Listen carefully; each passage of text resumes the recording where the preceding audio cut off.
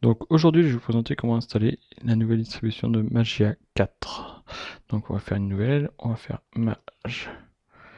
Magia 4. Donc tout de suite, il a reconnu que c'était une distribution Linux et que c'était basé Mandriva. Donc on fait suivant. Donc là, on augmente. Hop. Donc on fait créer. On va le faire en VDI. On va le dynamiquement. Donc je vais augmenter à 40 Go. On fait créer. Voilà. Donc ensuite, on va aller voir dans le système. On peut retirer la disquette. Là.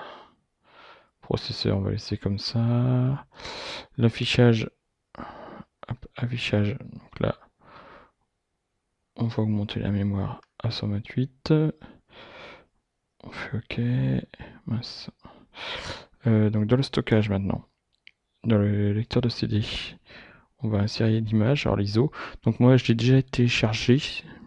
Donc, choisir un disque. On va aller choisir Magia 4.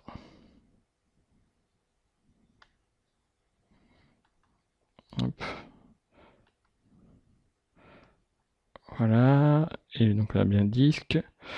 On va faire OK. Et maintenant, nous allons démarrer. Donc la procédure suivante va être valable également pour une machine physique à partir de maintenant. Donc il nous demande l'installation. Donc on va faire install Magia. Donc pour l'installation, il faut compter à peu près une demi-heure. Grand maximum.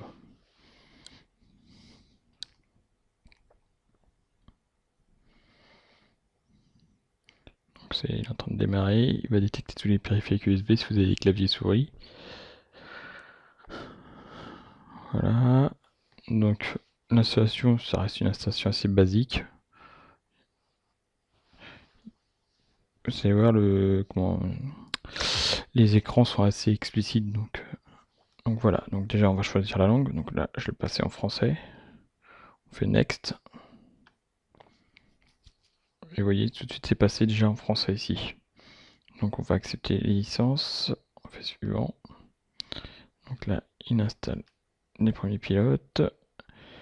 Le clavier, donc on va laisser en français. On va faire suivant. Donc pour le partitionnement, ici on constate que l'espace est complètement disponible, il n'y a rien. Si j'avais eu d'autres partitions, un autre système d'installer, on aurait retrouvé ici avec les codes couleurs qui sont situés ici. Par exemple, si vous avez une partition Windows sur votre disque, vous allez voir une partie qui sera en bleu. Le fichier de swap, il sera en vert. Donc voilà, donc soit on utilise l'espace disponible, ce qui va être mon cas, soit vous faites un partitionnement de disque personnalisé. C'est-à-dire là après, c'est vous qui allez répondre à toutes les. Il va vous demander les différentes partitions, c'est vous qui allez les dimensionner. Donc là, moi, je fais suivant.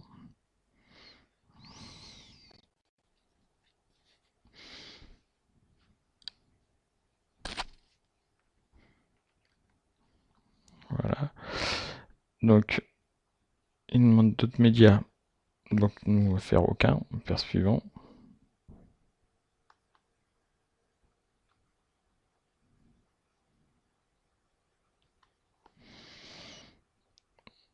Donc, il faut mieux laisser non free release de cocher.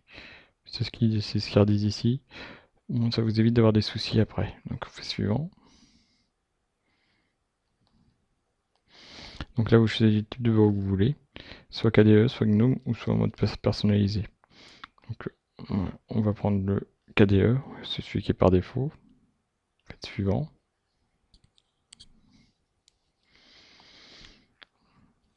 Donc là, on va arriver à la partie la plus longue de l'installation. Donc là, il suffit d'attendre quelques minutes. Sûrement c'est entre 15 et 20 minutes.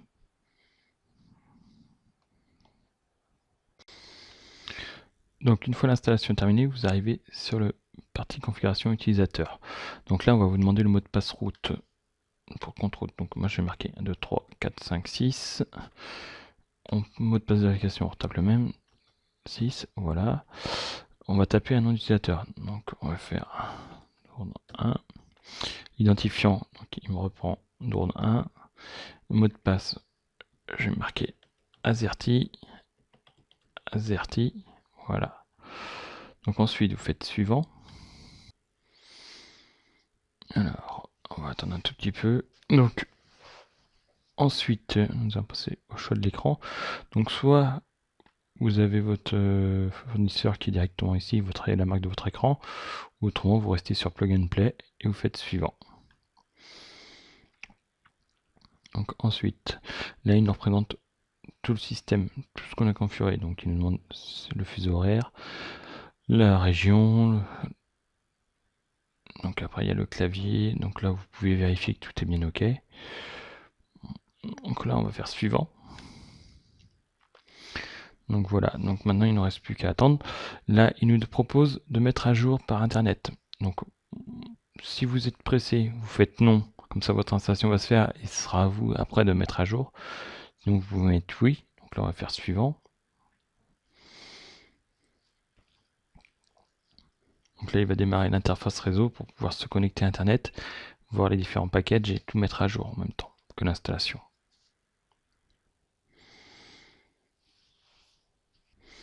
Donc là il va télécharger tous les packages où il y a besoin d'une mise à jour. Donc ça peut être plus ou moins long en fonction de votre connexion internet et des mises à jour à effectuer.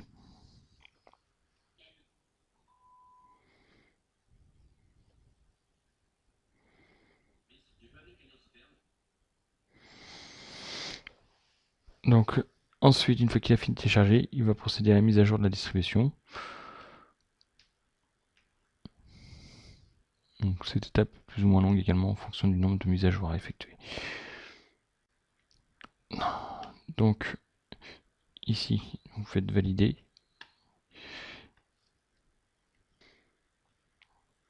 Là, il vous propose toutes les mises à jour, enfin les dépendances qui vont être installées.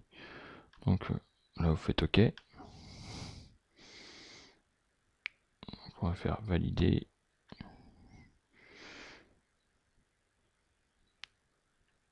Voilà. Donc là, maintenant, si vous avez une machine physique, il vous suffit de retirer le CD.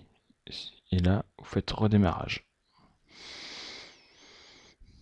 Donc là, la machine va redémarrer et votre installation de Magia sera opérationnelle.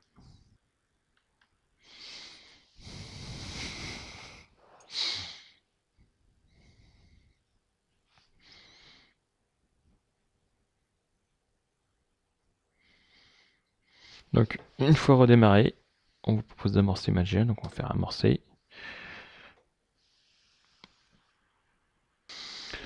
Donc, par défaut, il va vous demander un nom d'utilisateur. Donc, vous pouvez, comme vous en avez créé un, vous pouvez soit vous connecter en route, soit directement avec l'utilisateur. Voilà.